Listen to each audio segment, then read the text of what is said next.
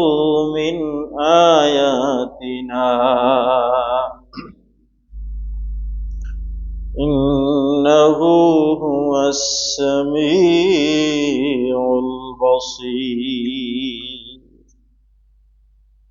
صدق الله العظيم. وقال تعالى في آية أخرى: فكان قاب قوسين أو أدنى فأوحى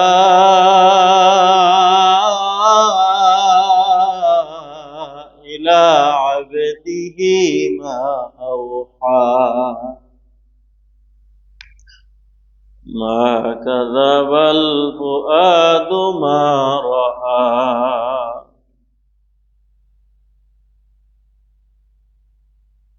صدق الله العظيم.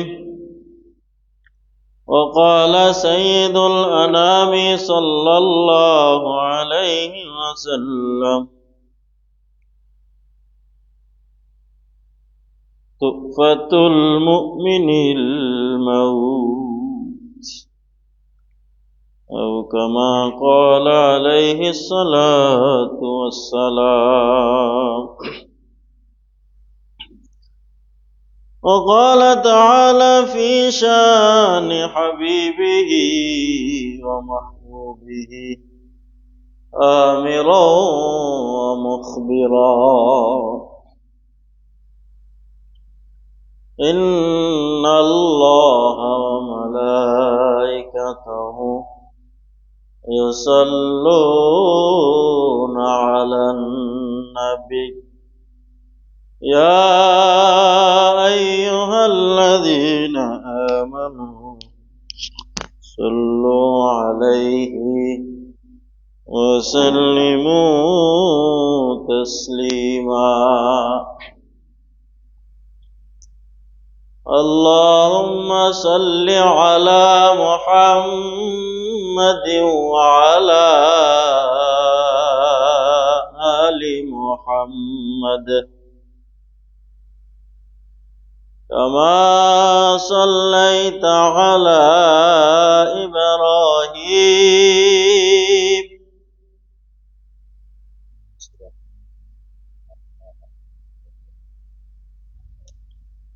وعلى آل إبراهيم إنك حميد مجيد.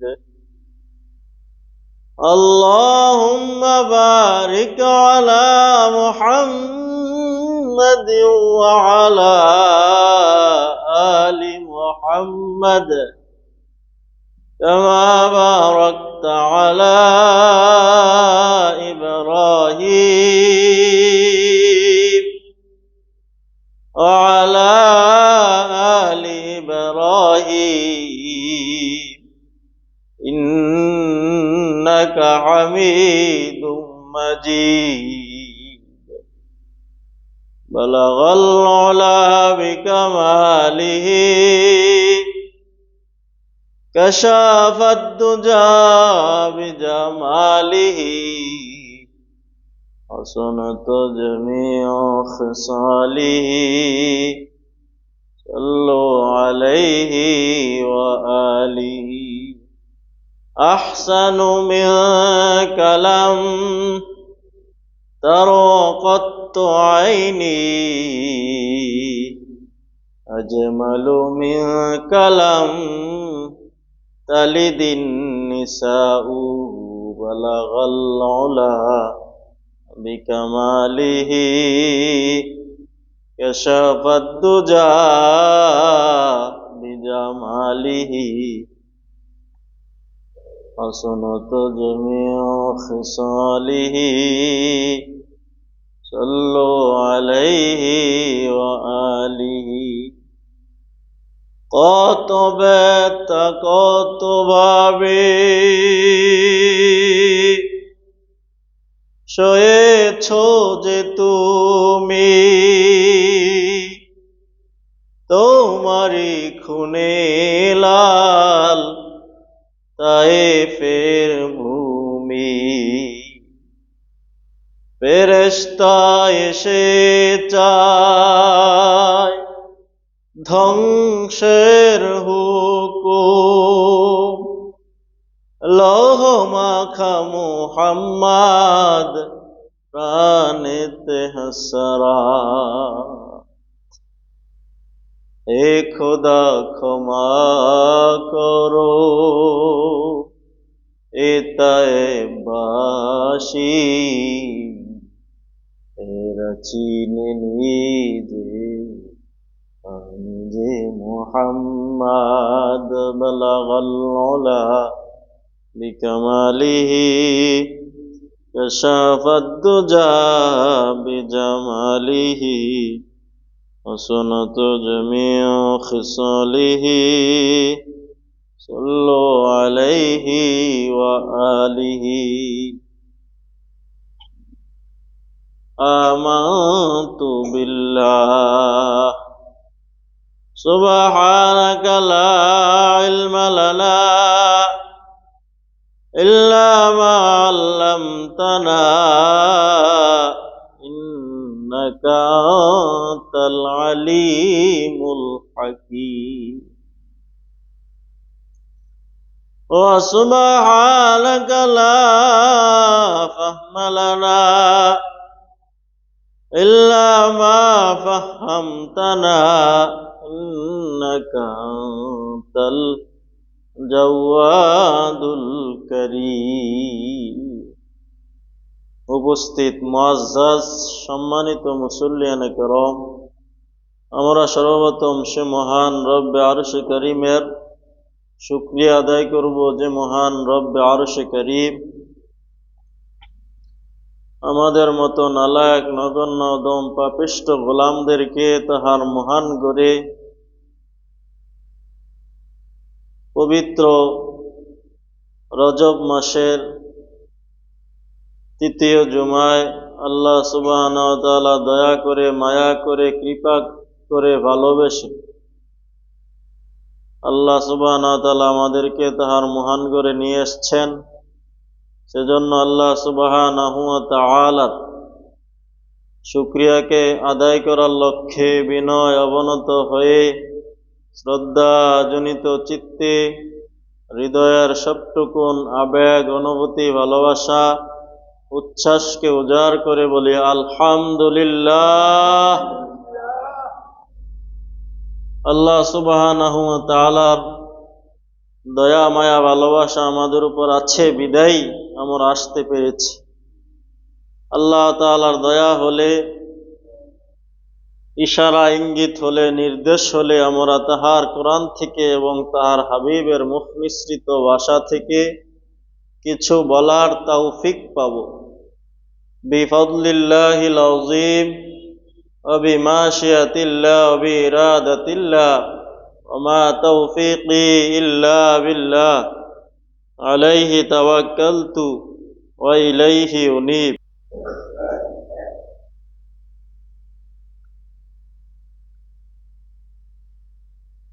মুসলমান ভাইয়েরা রে আমার, আল্লাহ সুবহানাহু ওয়া তাআলা আমাদেরকে দয়া করে তাহার মহান ঘরে নিয়ে আসছেন। তিনি তো বড় দয়ালু, তিনি তো বড় মেহেরবান। তাহার দয়া ছাড়া দুনিয়াতে একটা মুহূর্তের জন্য কেউ শান্তিতে থাকতে পারবে না, সুখে থাকতে পারবে না।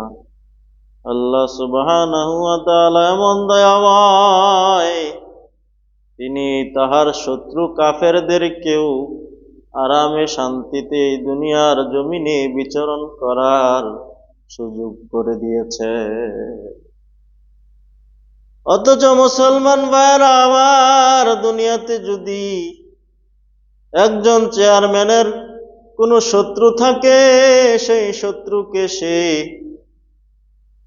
শান্তিতে থাকতে দেয় না।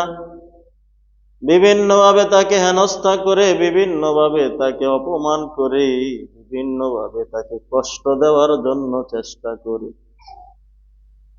দুনিয়াতে যদি কোনো সরকারের বিরুদ্ধাচরণ কেউ করে, সরকারের বিরুদ্ধে কেউ অবস্থান নেয়, তখন সরকার সেই লোকগুলো দিগকে শাস্তি দেওয়ার জন্য তৎপর হয়ে যায়।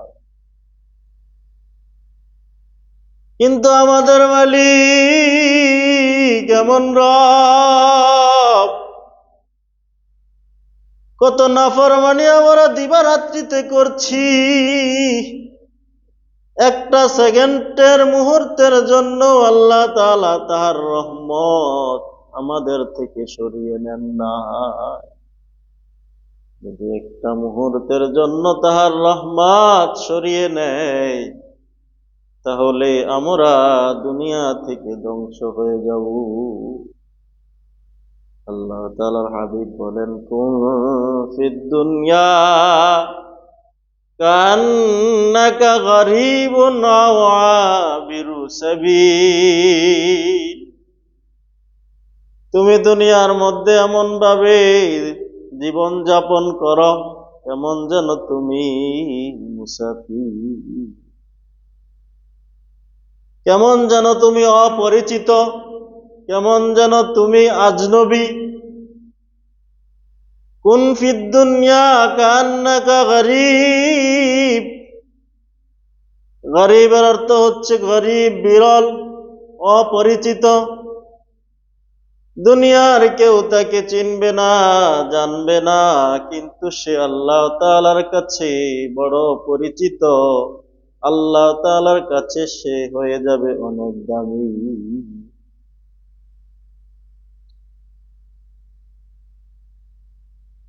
আমার সম্মানিত মুসল্লি ভাইয়েরা, আমরা বাড়িতে বসে না থেকে, অযথায় সময় নষ্ট না করে আল্লাহ তাআলার ঘরে জুমার মসজিদে আমরা চলে আসি। মেহরবানি করে আমরা সকলে মসজিদে চলে আসি ভাইয়েরা। এক একটা কথা হতে পারে আমার আর আপনার জন্য জান্নাতের জরিয়া, মাধ্যম হয়ে যেতে পারে। মুসলমান ভাইয়েরা আমার, আমি নাফরমান হতে পারি, আল্লাহ তাআলার কথাগুলো তো দামি, আল্লাহ তাআলার হাবিবের কথাগুলো বড় দামি। কোন কথায় আমার আর আপনার হেদায়েতের জন্য জরিয়া হয়ে যায় বলা যায় না। তাহলে আল্লাহ তাআলার হাবিব বলেন, কুন ফিদ দুনিয়া কান্নাকা গরীবুন, তুমি দুনিয়ার মধ্যে এমন ভাবে অবস্থান করো, থাকো, জীবন যাপন করো, কেমন যেন তুমি অপরিচিত, কেমন যেন তুমি গরীব, কেমন যেন তুমি বিরল, কেমন যেন তোমার কোনো কিছু এই দুনিয়া তোমার জন্য নয়। আও আবিরু সাবিল, অথবা মুসাফির, যেমনি ভাবে কোনো জায়গায় গেলে সে ওই স্থানটাকে চিরস্থায়ী স্থান মনে করে না, চিরকালের জন্য মনে করে না, অস্থায়ীভাবে সে মুসাফিরের মতো থাকে। কেউ যদি বিদেশে যায়, সফর করে, তখন সে তাহার মনে সর্বদা এই চিন্তা থাকে যে আমার বাড়ি তো এটা না, আমার বাড়ি হচ্ছে বাংলাদেশ। সুতরাং আমি কখন বাংলাদেশে যাব সেই চিন্তা, টেনশন, পেরেশান সদা তার মাথার মধ্যে থাকে। যারা বিদেশে আছে তাদেরকে একটু জিজ্ঞাসা করে দেখবেন, ভাই তোমরা যে বিদেশ থাকো, তোমাদের চিন্তা চেতনা কি বিদেশে থাকে না বাড়িতে থাকে? বলবে যে বাড়িতেই থাকে, কখন বাড়িতে আসবো সেই চিন্তাই থাকে। তাহলে মুসলমান ভাইয়েরা আমার, আমাদের আসল বাড়ি হচ্ছে জান্নাত। আমাদের আসল বাড়ি কোথায়? আমাদের আসল বাড়ি হচ্ছে জান্নাত। আমাদের পিতা জান্নাতেই ছিলেন। দুনিয়াতে আল্লাহ তাআলা পাঠিয়েছেন আমাদেরকে শিক্ষা দেওয়ার জন্য, কিভাবে আমরা জান্নাতের সামান তৈরি করি, ওই জান্নাতেই আমাদের আবাসস্থল বানাতে পারি। তাহলে আমাদের আলোচনা চলতেছিল মাইয়েতের মাসআলা নিয়ে। জানাজা, দাফন কাফন এগুলোর আলোচনা তো আমরা শুনলাম, ওয়াজ উপদেশ হিসাবে এগুলো অনেকগুলা সুন্নাত তরিকা আছে, মাসআলা আছে, এগুলো আমরা গত জুমায় আংশিক বলেছিলাম। যেহেতু রজব মাস, অনেক বছর ধরে আমাদের মেরাজের আলোচনা হচ্ছে না। গত 2 বছর তো আমরা সূরাতুল বাকারার আলোচনা করেছিলাম, শুরু থেকে শেষ পর্যন্ত তাফসীর করেছিলাম, এই জন্য সুযোগ হয় না। এর আগে আল্লাহ তাআলা নবীজির জীবনী নিয়ে আলোচনা করেছিলাম, সুযোগ হয় নাই। তো এই বছরও চলে যাচ্ছে সময়। তাহলে যখন একটা মাইয়াত, একজন লোক মৃত্যুবরণ করে, তখন সাথে সাথে আত্মীয় স্বজনের কাছে খবর পৌঁছে দেওয়া সুন্নাত। আত্মীয় স্বজন, পাড়া প্রতিবেশীর কাছে খবর পৌঁছে দেওয়া যে আমার অমুক আত্মীয়টা মারা গেছে। এতে করে আত্মীয় স্বজন, পাড়া প্রতিবেশী তাহার ওই উপারের জন্য প্রস্তুতি নিয়ে তারা তৈরি হয়ে যায়, কিভাবে তাকে উপারের প্রস্তুতি তৈরি করে দেওয়া যায়। এর জন্য মসজিদের মাইকে মাইকে ঘোষণা হতে পারে, তবে অধিক মানুষ হওয়ার লক্ষ্যে বাজারে ঘাটে এরকম ভাবে রিকশায় বা সিএনজিতে মাইক বেঁধে অধিক মানুষ হওয়ার লক্ষ্যে মাইকিং করা, এটা মাকরুহ, এটা না করা চাই। তাহলে মুসলমান ভাইয়ার আমার, এই মাসালাগুলো আমরা স্মরণ রাখবো, কারণ এই আলোচনা আবার ঘুরে কখন আসে বলা যায় না, আসে না আসে। সুতরাং যখন আমরা গোসলের মাসালা গত জুমায় বললাম, গোসল যখন দেওয়া হবে তখন তাকে চতুর্দিক দিয়ে আড়াল করে, যখন যেন কেউ না দেখতে পারে, চতুর্দিক দিয়ে পর্দা বেষ্টনী করে তাকে গোসল দিবে। সুন্নাহ অনুযায়ী গোসল দিবে। তাকে আগে ওযু করাবে, তারপরে গোসলের নিয়ম আমরা গত জুমায় বলেছি। নিচে একটা গর্ত করবে যাতে করে পানিটা ওই গর্তের মধ্যে জমা হয়। আর যে 10 আঙ্গুলে এরকম ভাবে 10টা কাঠি দেওয়া, এটা সুন্নত না। সুতরাং মুসলমান ভাইয়েরা আমার, চতুর্দিক দিয়ে বেষ্টনী দিয়ে তাকে গোসল করাবে, তাহার কাফনের কাপড়গুলোর মধ্যে আতর মেখে দিবে। পুরুষ প্রাপ্তবয়স্ক হলে 3 কাপড়, প্রাপ্ত নারী হলে 5 কাপড়।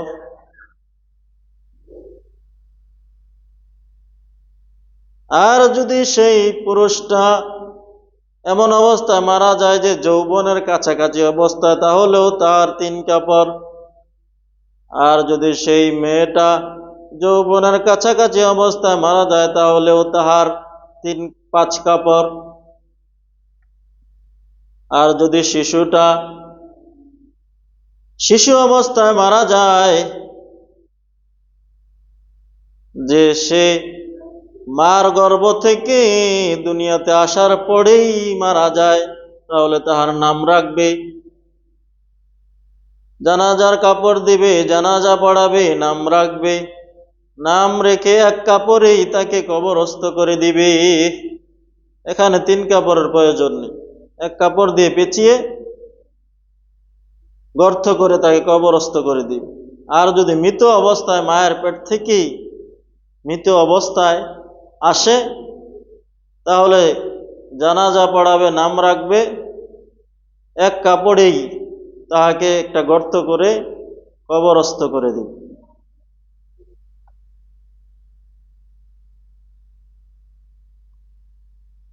তাহলে মুসলমান ভাইয়েরা আমার, যখন জানাজা প্রস্তুত হয়ে যাবে, তখন সেই জানাজার ময়দানে 3 কাতার করার চেষ্টা করবে, সুন্নাত। যদি মানুষ কম হয় তারপরেও 3 কাতার করবে। 7 জন হলে কি করবে? প্রথম কাতারে 3 জন, তারপরে কাতারে 2 জন, তারপরে কাতারে 2 জন, তারপরও 3 কাতার করবে। মাইয়াত পুরুষ হলে সিনা বরাবর দাঁড়াবে, যে নামাজ পড়াবে সে সিনা বরাবর দাঁড়াবে। আর নামাজ পড়াবে রাষ্ট্রের নায়ক, রাষ্ট্রনায়ক নামাজ পড়াবে। যেহেতু আমাদের দেশ ইসলামী খেলাফতে হিসাবে চলে না, তাহলে ইমাম সাহেব যোগ্য, ইমাম সাহেব পড়াবে। আর ইমাম সাহেব অনুমতি দিলে তার আত্মীয় স্বজনের মধ্যে কোনো মুত্তাকি পরহেজগার আলেম থাকলে সে আলেম পড়াতে পারবে ইমাম সাহেবের অনুমতি ক্রমে। তাহলে পুরুষ হলে ইমাম সাহেব সিনা বরাবর দাঁড়াবে। আর যদি মেয়ে হয়, তাহলে যদি প্রাপ্তবয়স্ক হয়, তাহলে তাহার মাঝ বরাবর দাঁড়াবে। মেয়ে হলে জানাজার আরেকটা অতিরিক্ত কাপড় দিয়ে ওই যে খাটিয়াটা ঢেকে দিবে, যাতে করে তার শরীরটা না বোঝা যায়। পুরুষ হলে অতিরিক্ত কাপড় দিয়ে ঢাকার প্রয়োজন নেই। পুরুষ হলে তাহার ওই জানাজার কাপড় থেকে দেখলে সমস্যা নাই, বরং দেখলে লাশটা দেখলে আর একটা মৃত্যুর একটা আকাঙ্ক্ষা তৈরি হবে। পুরুষ হলে অতিরিক্ত কাপড় দিয়ে জানাজার খাটিয়াটা ঢাকার প্রয়োজন নেই। মহিলা হলে অতিরিক্ত একটা কাপড় দিয়ে ঢেকে দিবে।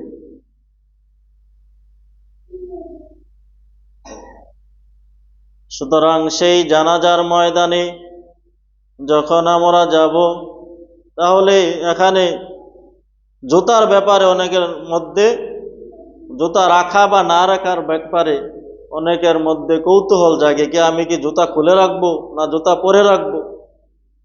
এই ব্যাপারে আমাদের অনেকের মাসালা জানা নেই। যদি জুতা পাক হয়, পবিত্র হয়, তাহলে জুতা পরেই আপনি জানাজার নামাজ পড়তে পারবেন। আর যদি জুতাটা না পাক হয়, তাহলে জুতা একেবারে খুলে রাখতে হবে। জুতার উপরে দাঁড়ানো যাবে না, যে জুতো আমি খুলে জুতার উপরে দাঁড়ালাম, এটা হবে না, এটা জায়েজ নেই। কেননা আপনার জুতা তো নাপাক।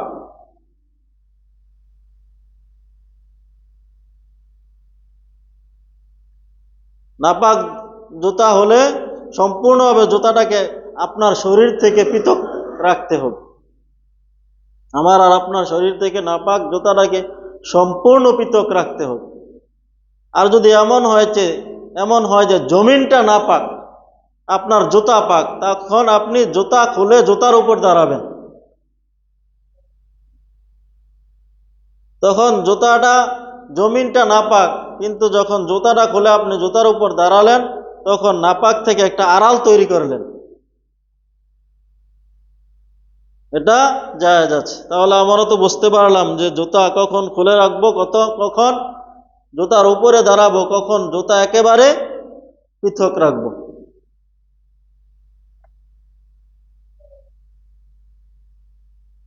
সুতরাং মুসলমান ভাইয়েরা আমার,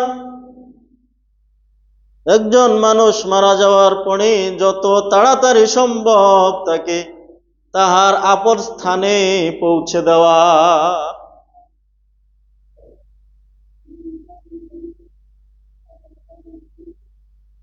তাহার লাশ এত দূরে নিবে না, অনেক দূরে নেওয়া এটা কি নাই, অনেক দূরে নেওয়া এটা মাকরুহ। 1-2 মাইল দূরে নেওয়া যায়, কেননা 1-2 মাইল দূরে মানুষের কবরস্থান বেশিরভাগ 1-2 মাইল দূরে হয়ে থাকে। 1-2 মাইল দূরে জায়েজ আছে।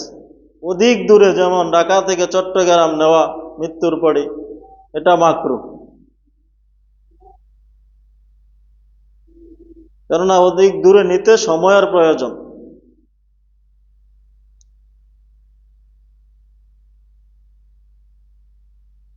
তাহলে মুসলমান ভাইয়েরা আমার, অতঃপর যখন তাহার জানাজা তৈরি হয়ে যাবে, একজন ব্যক্তিকে জানাজা দেওয়া হচ্ছে ফরজে কিফায়া, ফরজে আইন নয়।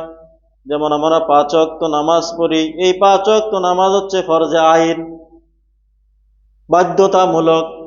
আর ফরজে কিফায়া হচ্ছে যেটা মহল্লা থেকে কিছু সংখ্যক লোক আদায় করলেই সকলের পক্ষ থেকে আদায় হয়ে যায়। এটা হচ্ছে ফরজে কেফায়া।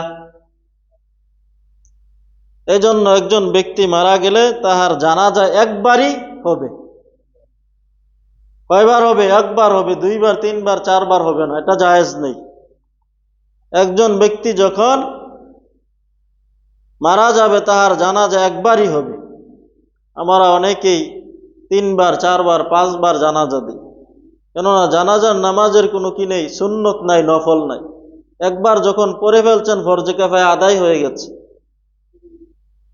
ফরজ নামাজও কি আমরা দুইবার তিনবার পড়ি না। এই যে জুমার নামাজ আমরা 2 রাকাত ফরজ পড়বো, এটা কি আবার দ্বিতীয়বার আবার পড়বো না একজন। সুতরাং একবারই তাহার জানাজার ফরজে নামাজ এটা কেফায়া হয়েছে একবারই। সুতরাং 2 বার, 3 বার, 4 বার পড়া জায়েজ নেই। আর যেহেতু এটার যদি সুন্নত বা নফল থাকতো তাহলেও পড়া গেল। সুন্নতও নাই, নফলও নাই, ফরজে কেফায়া একবার আদায় করলেই সকলের পক্ষ থেকে আদায় হয়ে যায়। সুতরাং দ্বিতীয়বার, তৃতীয়বার করা এটা হচ্ছে অহেতুক লগ্ব কাজ ইসলামে নেই। আল্লাহ তাআলা সূরা মুমিনুনের মধ্যে বলেন, قد أفلح المؤمنون الذين هم في صلاتهم خاشعون والذين هم عن اللغو معرضون। সফল কাম সেই সকল মুমিনেরা, সফল কাম হয়ে গেছে, কৃতকার্য হয়ে গেছে যারা তাদের জীবন পরিচালনা করতে গিয়ে যত ধরনের অহেতুক কাজ আছে, লগ্ব কাজ আছে, অনর্থক কাজ আছে, এগুলো থেকে তারা নিজেরা নিজেদেরকে বিরত রাখে। ওয়াল্লাযীনা হুম আনিল লাগবি মুরিদুন, যারা তাদের জীবন পরিচালনা করতে গিয়ে অহেতুক কাজ থেকে তাদেরকে বাঁচিয়ে রাখে। তাহলে একজন ব্যক্তি মারা গেলে তাহার জানাজার নামাজ ফরজে কিফায়া একবারই আদায় করবে। 2 বার, 3 বার, 4 বার আদায় করাটা হলো অহেতুক কাজ। ইসলামে অহেতুকের কাজের কোনো ভিত্তি নেই।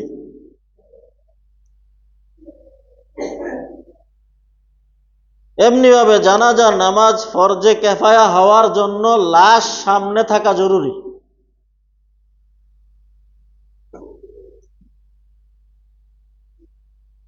আপনি যে নামাজ পড়বেন, নামাজে রক্ত হতে হবে না? নামাজে রক্ত হলেই আপনার জন্য নামাজ ফরজ হবে।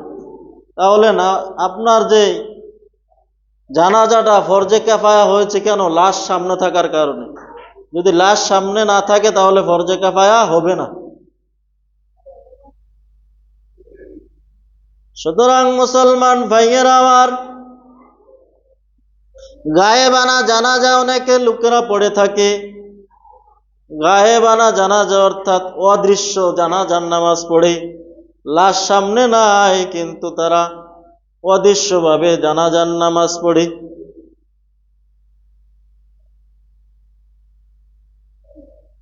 আমার ওস্তাদ আল্লামা আব্দুল কুদ্দুস দামাত বরকাতুহুম, ফরিদাবাদ মাদ্রাসার শাইখুল হাদিস মুহতামি, তিনি যখন হাদিস পড়াতেন বলতেন, যখন এই হাদিসটা আসতো গায়েবানা জানাজার ব্যাপারে, তখন বলতেন যে এই জানাজাটা হচ্ছে রাজনীতি জানাজা,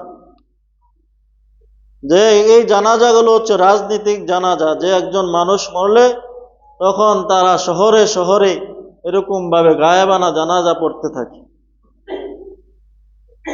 তাহলে মুসলমান ভাইয়েরা আমার, গায়েবানা জানাজা বলতে কোনো কিছু নেই। আমাকে আপনাকে জানাজা পড়তে হলে লাশ সামনে থাকতে হবে।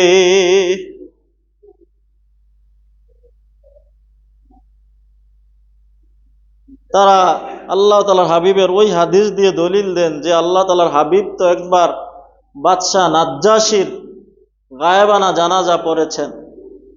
সুতরাং সেটা মূলত গায়েবানা জানাজা নয়, যদিও সে রোম পারস্য দেশে ছিল। আল্লাহ তাআলার নবী মক্কা অথবা মদিনায় ছিলেন। তাহার জানাজা পড়েছেন কেন? আল্লাহ তাআলা কুদরতিভাবে তাহার লাশটাকে আল্লাহ তাআলার হাবিবের চোখের সামনে নিয়ে এসেছেন। সুবহানাল্লাহ। সকল আড়াল তৈরি দূর করে দিয়ে আল্লাহ তাআলার হাবিব দেখেছেন যে তাহার সম্মুখে লাশটা আছে। সুতরাং সম্মুখে রেখেই আল্লাহ তাআলার হাবিব বাদশাহ নাজ্জাশীর জানাজার নামাজ পড়েছেন, গায়েবানা নয়। তাহলে মুসলমান ভাইয়েরা আমার, এই দুইটা মাসালা আমরা খেয়াল রাখবো। যখন একজন ব্যক্তি অনেক নামি দামি হয় তখন তাহার অনেকগুলো জানাজা হয় না, অনেকগুলো জানাজা জায়েজ নেই, একটা জানাজাই পড়বে। তবে যদি ওলি বা অভিভাবক তার অনুমতি ছাড়াই যদি কেউ পড়ে ফেলে,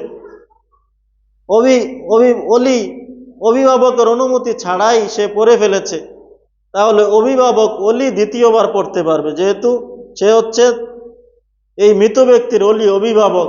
সে পড়ে নাই, কেমন যেন পড়াই হয় নাই।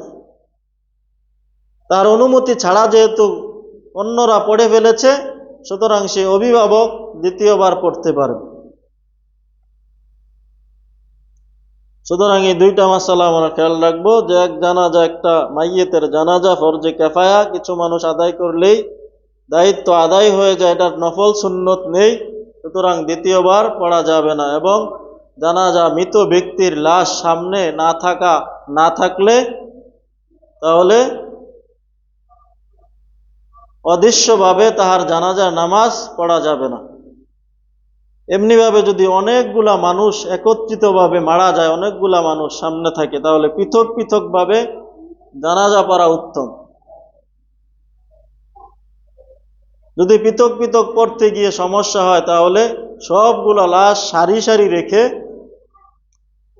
এক বরাবর রেখে, সিনা বরাবর দাঁড়িয়ে একবার পড়লেও আদায় হয়ে যাবে।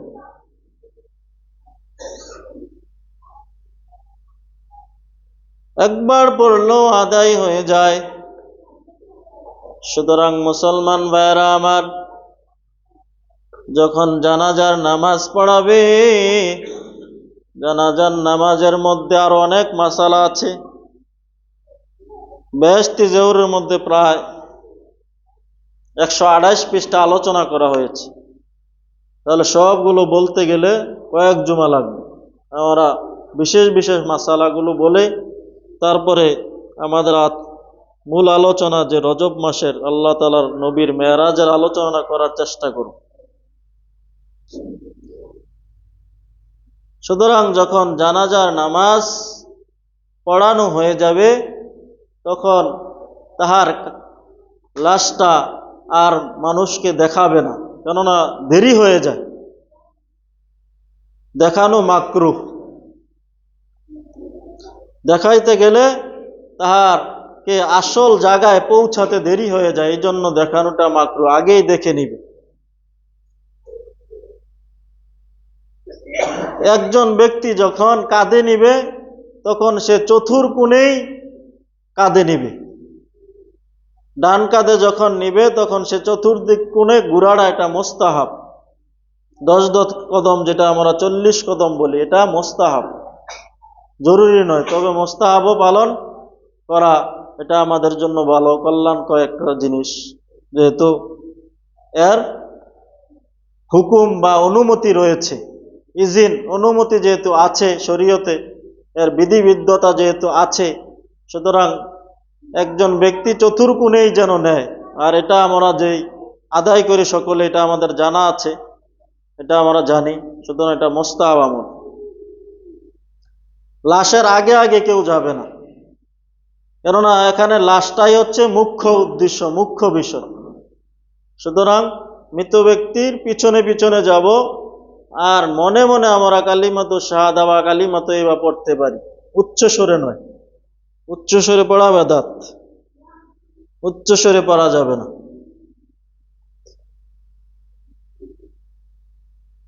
কবর 2 ধরনের হতে পারে। এক নম্বরে হচ্ছে সিন্দুক, বাক্স কবর, যেটা অধিকাংশ জায়গায় হয়। আর উত্তম কবর হচ্ছে লাহাদ, বগলি কবর। কবরটা তাহার সমপরিমাণ দীর্ঘে লম্বা করবে, আর এরকমভাবে গভীর হবে তাহার কাঁধ বরাবর অথবা নাভি বরাবর। অধিক গর্ত গভীর করবে। অধিক গর্ত যাওয়ার পরে ডান দিকে এরকমভাবে শিয়ালের যেরকমভাবে গর্ত করে এরকম আবার আরেকটা গর্ত করবে। এটাকে বলা হয় বগলি কবর। এটাই হচ্ছে উত্তম। যদি মাটি নরম হয়, ভেঙ্গে যাওয়ার আশঙ্কা থাকে, তাহলে এটা করবে না, সিন্দুক কবর করবে। এই কবরের মধ্যে অনেক নাজায়েজ বা বেদাত কাজ রয়েছে। যেমন অনেকে কি করে, একটু মাটি এক বিঘত যায় না, সামান্য একটু যাওয়ার পরে ওই জায়গার মধ্যে বাঁশগুলো দিয়ে অনেক নিচে মানুষটাকে রাখা হয়। তাদের ধারণা যে যখন ফেরেশতারা আসবে, ফেরেশতারা যেন ওই মৃত লাশটাকে যে বসাবে প্রশ্ন করার জন্য, যেন সে বসার জায়গাটা পায়। এই ধরনের চিন্তা ভাবনা, ধ্যান খেয়াল রাখা, এটা সম্পূর্ণভাবে নাজায়েজ, বেদাত। এই ধরনের কবর শরীয়তে বিধিবদ্ধ নয়।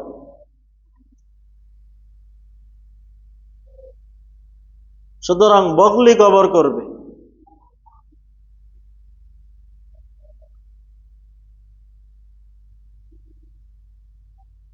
কবর করার পরেই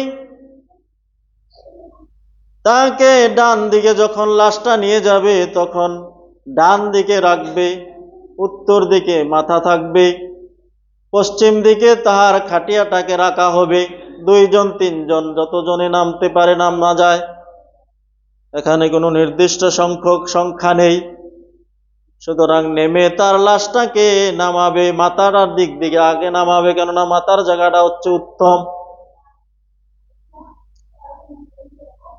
মাথার স্থানটা আগে নামাবে, তারপরে তার শরীরটা সম্পূর্ণভাবে কিবলার দিকে করে দিবে।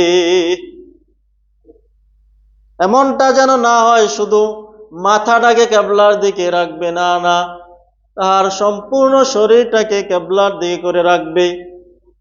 আর যদি বগলি কবর হয়, তাহলে আপনি আপনি তার সম্পূর্ণ শরীর পশ্চিম দিকে থাকবে।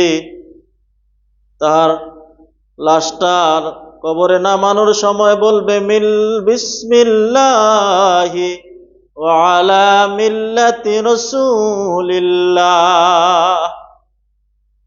অনেকগুলা riwayat আসছে বিসমিল্লাহি ওয়া আলা সাবিলিল্লাহ, বিসমিল্লাহি ওয়া আলা সুন্নতি রাসূলিল্লাহ, বিসমিল্লাহি ওয়া আলা মিল্লাতি রাসূলিল্লাহ।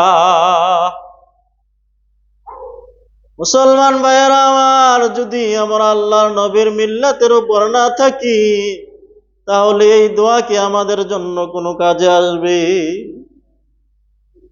তারপরে সুন্নত এটা আদায় করতে হবে। কিন্তু আমাকে তো সারাটা জীবন ভর আল্লাহ তাআলার হাবিবের সুন্নাহর উপর থাকতে হবে, চলতে হবে, ফিরতে হবে, ঘুমাতে হবে।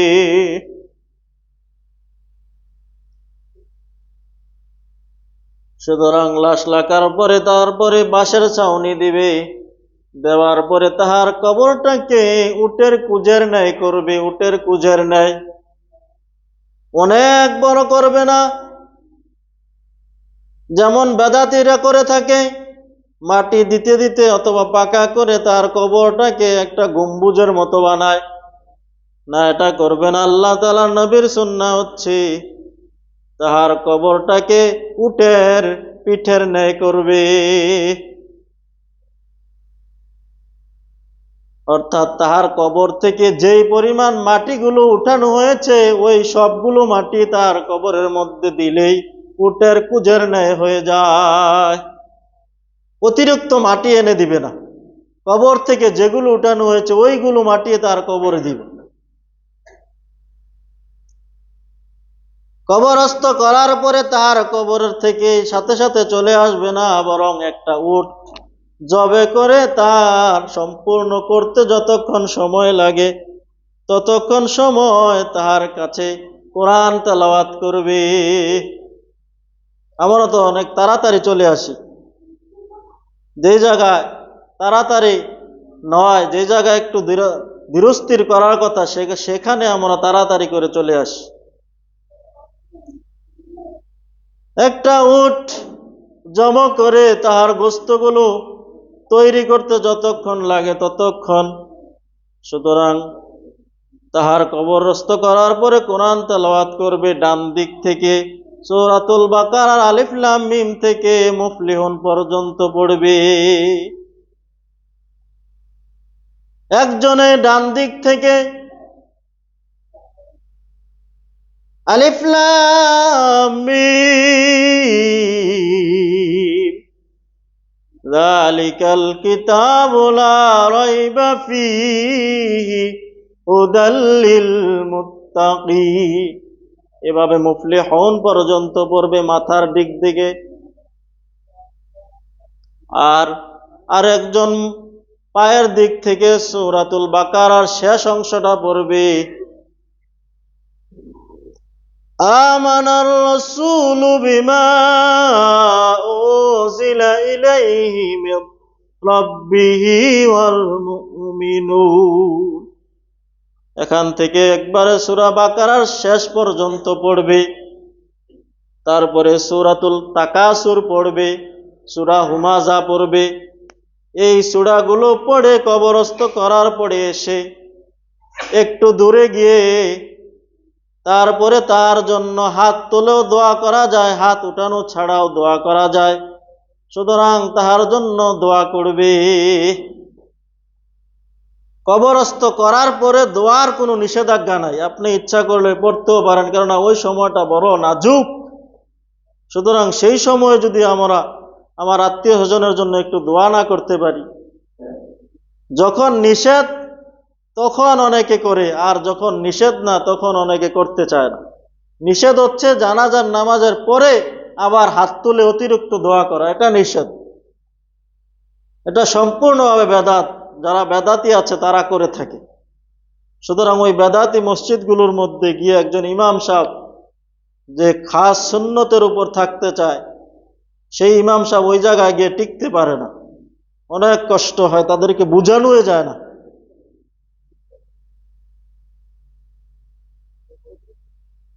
সুতরাং মুসলমান ভাইয়েরা আমার, জানাজার পরে হাত উঠিয়ে দোয়া করা সম্পূর্ণভাবে বেদাত, নাজায়েজ। কিন্তু কবরস্থ করার পরে মাইয়েতের জন্য যতটুকু সময় পাওয়া যায় কোরআন তেলাওয়াত করে হাত উঠিয়ে আপনি দোয়া করতে পারবেন, অথবা হাত উঠানো ছাড়াও করতে পারবেন, সম্মিলিতভাবে করতেও পারবেন, একাও করতে পারবেন, কোনো নিষেধাজ্ঞা নাই। আপনার যেটা ইচ্ছে সেটাই করেন, এখানে কোনো জরুরি না যে হাত উঠাতেই হবে, অথবা হাত উঠানো বেদাত এমনও বলা যায় না। যেহেতু আল্লাহ তাআলার হাবিব থেকে, সাহাবায়ে কেরাম থেকে এটার পারমিট আছে, অনুমতি আছে, বৈধতা রয়েছে, এজন্য বেদাত বলা যায় না, এটা জায়েজ। তারপরে মুসলমান ভাইয়েরা আমার, তাহার কবরের মধ্যে পানি ছিটকা দিবে, পানি ছিটিয়ে দিবে।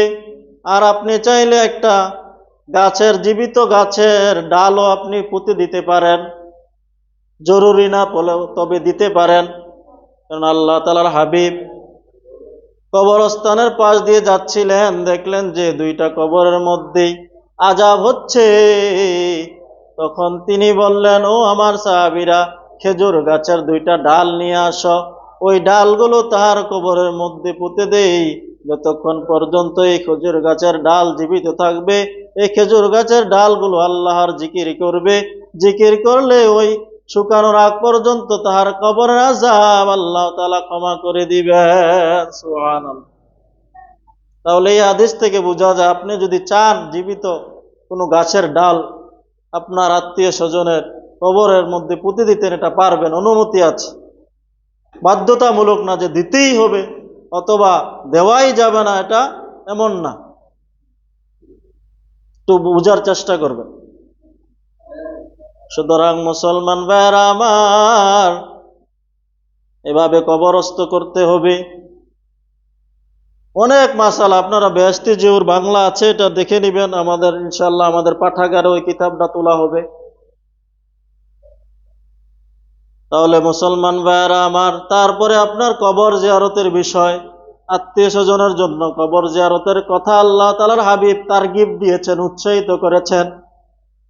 প্রতি সোমবার অথবা সবচেয়ে উত্তম হচ্ছে শুক্রবারে জুমার পরে গিয়ে আপনার আত্মীয় স্বজনের জন্য কবর জিয়ারত করা। সেখানে গিয়ে সূরা ইয়াসিন পাঠ করবেন, সূরা ইখলাস 11 বার পাঠ করবেন। সূরা ইখলাস, আল্লাহ তাআলার হাবিব বলেন, যে ব্যক্তি সূরা ইখলাস 11 বার পাঠ করে, সূরা ফাতিহা পাঠ করে, যত মুর্দা আছে তত পরিমাণ মুর্দার রূহের যেই দোয়াটা আছে সেই দোয়াটা আপনার উপর আল্লাহ তাআলা পৌঁছে দিবেন। সুবহানাল্লাহ। সূরা ইয়াসিন, সূরা তাকাসুর, সূরা হুমাযা এগুলো পড়ে আপনি কেরাত যখন হাত উঠাবেন না ততক্ষণ পর্যন্ত কবরের সামনে, কবরের দিক হয়ে সূরাগুলো পড়লেন। যখন হাত উঠাবেন তখন পশ্চিম দিকে কিবলার দিকে হয়ে হাত উঠাবেন। যদি আপনি কবরের দিকে হয়ে হাত উঠান তাহলে অনেকে বুঝতে পারে, মনে হয় সে কবর থেকে কিছু চাচ্ছে। সুতরাং হাত উঠানোর সময় কিবলার দিকে করে হাত উঠাবেন। আল্লাহ সুবহানাহু ওয়া তাআলা আমাদেরকে এই মাসালাগুলো অনুযায়ী আমাদের মৃত ব্যক্তিকে শেষ বিদায়টা যেন আমরা দিতে পারি, সেই তৌফিক আল্লাহ তাআলা আমাদেরকে দান করে। সকলে বলে আমিন। মুসলমান ভাইয়েরা আমার, একজন ব্যক্তি ঘুমের মধ্যে আল্লাহ তাআলার এক ব্যক্তি, আল্লাহ তাআলার এক বান্দা ঘুমের মধ্যে দেখতেছে যে তাকে একটা ভয়ঙ্কর বাঘ দৌড়াচ্ছে আক্রমণ করার জন্য, তাকে হত্যা করার জন্য, ঘায়েল করার জন্য। সে বাঘকে দেখে সে তাহার যত শক্তি আছে সবটুকু শক্তি ব্যয় করে সে সামনের দিকে দৌড়াচ্ছে। বাঘ থেকে বাঁচার জন্য দৌড়াতে দৌড়াতে গিয়ে একটা গাছের মধ্যে উঠে যায়। গাছের মধ্যে উঠে একটা ডালের মধ্যে সে আশ্রয় নেয়, শক্তিশালী একটা ডালের মধ্যে আশ্রয় নেয়।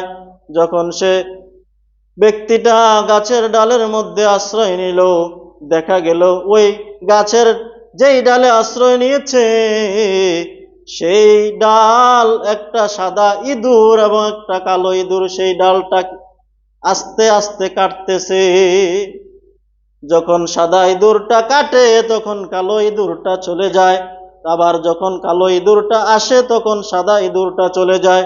এভাবে দিবারাত্রিতে সাদা ইঁদুর এবং কালো ইঁদুর যেই ডালের মধ্যে আশ্রয় নিয়েছে সেই ডালটাকে আস্তে আস্তে কুটকুট করে কাটতেছে। আর যেই ডালের মধ্যে বসেছে সেই ডালের নিচে যখন সে তাকালো, দেখা গেল বিরাট বড় একটা গর্ত, বিরাট বড় একটা কূপ। সেই কূপের মধ্যে বিরাট বড় একটা অজগর সাপ হা করে আছে এবং সেই কবরের মধ্যে দাউ দাউ করে আগুনগুলো জ্বলতেছে। আবার সে দেখতে পাইল ওই ডালের মধ্যে একটা মধুর চাক। সে এতগুলো ভয়াবহ ভয়ঙ্কর বিষয়ের কথা ভুলে সে মধুর চাক দেখে মধু আস্বাদন করতে লাগলো, মধু চাকতে লাগলো। এত ভয়াবহ ভয়ঙ্কর বিষয় দেখে সে মধুর চাক দেখে সবগুলো কথা ভুলে গেল। হঠাৎ করে তার ঘুম ভেঙে গেল। ঘুম ভাঙ্গার পরে একজন আলেমের কাছে গেলেন যে আমি তো রাত্রে এই ভয়াবহ স্বপ্নে দেখেছি, সুতরাং এই স্বপ্নের ব্যাখ্যা কি হতে পারে? তখন সেই আলেম বললেন, তুমি যে স্বপ্ন দেখেছ সেই স্বপ্নের ব্যাখ্যা হচ্ছে, তুমি যে দেখেছ একটা বাঘ তোমাকে তাড়া করছে দৌড়াচ্ছে, সেই বাঘটা হচ্ছে তোমার মালাকুল মাউত। মালাকুল মাউত দিবানিশি তোমার পিছে দৌড়াচ্ছে। আর তুমি যেই গাছের মধ্যে আশ্রয় নিয়েছ সেই গাছটা হচ্ছে তোমার হায়াতের জিন্দেগি। এই গাছটা হচ্ছে তোমার হায়াত নামক গাছ। সুতরাং দিবারাত্রি তোমার যেই সময়গুলো পার হচ্ছে এগুলোই হচ্ছে তোমার হায়াত। আর যে তুমি সাদা ইঁদুর দেখেছো, যে সাদা ইঁদুর তোমার গাছটাকে ডালটাকে কাটছে, সেই সাদা ইঁদুর হচ্ছে দিন, সেই সাদা ইঁদুর হচ্ছে দিবস। আর যেই রাত দেখেছো, কালো ইঁদুর দেখেছো, সেই কালো ইঁদুর হচ্ছে রাত্র। রাত্র তো অন্ধকার থাকে, সুতরাং এই কালোই দূর কাটছে, সাদাই দূর কাটছে, দিন আসছে রাত যাচ্ছে, রাত আসছে দিন আসছে, এভাবে তোমার হায়াতের জিন্দেগি গুলো একে একে শেষ হয়ে যাচ্ছে। আর যে দেখেছো বিরাট বড় একটা কূপ গর্ত, সেই গর্তটাই হচ্ছে তোমার কবর। আর যেই দেখেছো গর্তের মধ্যে, কবরের মধ্যে তুমি সাপ দেখেছো, আগুন দেখেছো, সুতরাং এই গর্তের মধ্যে সাপও থাকে, আগুনও থাকে। যাহার জিন্দেগিটা সে জান্নাতের জন্য সাজিয়েছে, তার কবরের মধ্যে তো জান্নাতের নাজ নিয়ামত আসতে থাকবে। আল কবরু হুফরাতুম মির রিয়াজিল জান্নাহ, কবরটা হচ্ছে এমন গর্ত, ইম্মা হুফরাতুম মিনান নার আও হুফরাতুম মিনাল জান্নাহ, হয়তো এই কবরটা তোমার জন্য জাহান্নামের একটা গর্ত হবে, নতবা এই কবরটা তোমার জন্য একটা জান্নাতের বাগিচা হবে। আর যে তুমি দেখলে যে মধুর চাক, এই মধুর চাকই হচ্ছে দুনিয়া।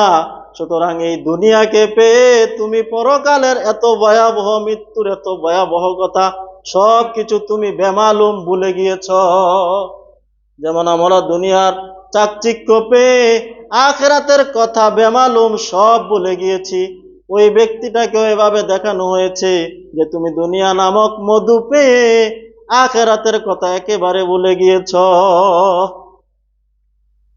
আল্লাহ সুবহানাহু ওয়া তাআলা আমাদের সকলকে এই 5 জুমা ব্যাপী আমরা যেই মৃত্যুর ভয়াবহ অবস্থা এবং জান্নাতি ইমানদার মুত্তাকি পরহেজগারের মৃত্যুর সময় কি পরিস্থিতি হবে, বৎকারের মৃত্যুর সময় কি পরিস্থিতি হবে, এবং নির্দিষ্ট সময়ে নির্দিষ্ট জায়গায় যে আমাদের মৃত্যু হবে, তারপরে মাসলা মাসাইল নিয়ে আমরা যে আলোচনাগুলো করলাম, আল্লাহ সুবহানাহু ওয়া তাআলা আমাদের সকলকেই পরপারের যাত্রী হওয়ার জন্য সম্পূর্ণরূপে তৈয়ারি প্রস্তুতি নেওয়ার জন্যই আমরা আমাদের এই আয়োজন, আল্লাহ তাআলা যেন সকলকেই পরপারের জন্য প্রস্তুতি নেওয়ার তৌফিক দান করেন। সকলে বলি আমিন।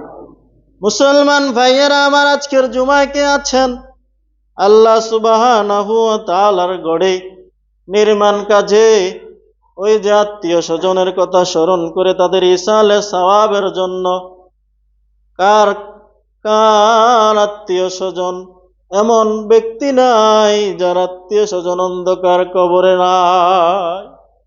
তাদের কথা স্মরণ করে আমরা আল্লাহর ঘরে দান করি। আমাদের সিরাজ ভাইয়ের সন্তান তার আব্বার জন্য দোয়া চেয়ে 1000 টাকা দান করলেন। আল্লাহ তাআলার আরেক বান্দা